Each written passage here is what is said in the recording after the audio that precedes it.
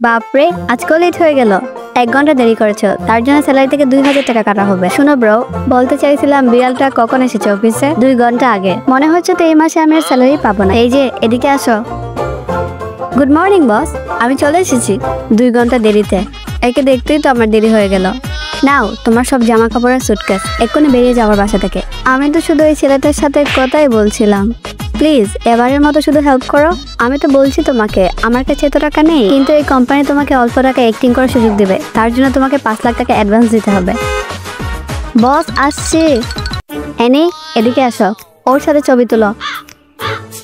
ছবিগুলো কেমন এসেছে? এটা কি ছবি তুলেছ? কাজ করতে পারে না, এদেরকে কে কাজে রাখে? একটা ছবিও তো ঠিকঠাক মতো হয়নি। আচ্ছা দেখি তুমি কত ভালো ছবি তুলতে পারো। কি মনে হয় আমি ছবি তুলতে পারি না? সরো তো, এদিকে আসো, দেখো আমি কেমন ছবি তুলি। এ আসলে কি করতে চায়? বসের নতুন মুভি বের হওয়ার আগে কি খবর লিক করতে চায়? আমাকে কিছু একটা করতেই হবে। ফোন দেন। অপরিচিত কারোর ফোনে আমি আমার ছবি রাখি না। আমার পারমিশন ছাড়া আমার ফোনে কেন হাত দিয়ে? তবে তো মেরে গায়ে হাত তুলতে নেই, জানো না?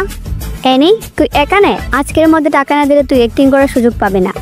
এই নাও ক্রেডিট কার্ড, এখান থেকে পে করে দাও। তার মানে আমি ফাইনালি আমার ক্রাশের সাথে মুভি করতে পারবো। কন্ট্রাক্ট পেপার আমি কিছু টাকা পরিশোধ করে দিয়েছি, বাকিটা আস্তে আস্তে দিয়ে দেব।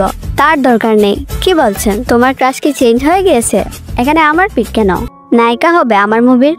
গল্পটি ভালো লাগলে চ্যানেলটিকে সাবস্ক্রাইব করে কমেন্ট বক্সে লাভ ইমোজি দিয়ে যাও।